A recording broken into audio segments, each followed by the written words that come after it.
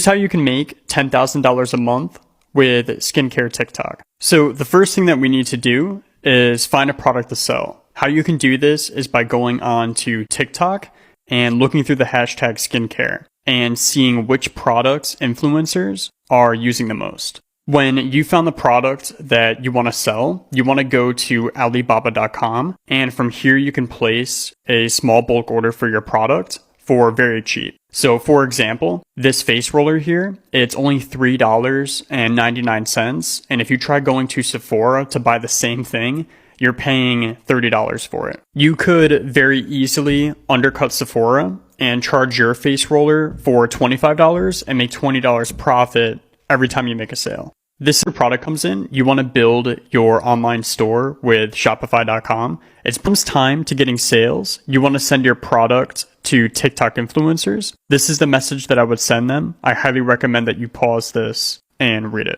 And as your sales start to come in, you want to make sure that you have these two things from Amazon. A shipping label printer. The one that I have is called the Diamond Label Writer 4XL, and bubble mailers to put your product in. You then just print out the shipping labels, put them on the packages, and drop them off at the post office.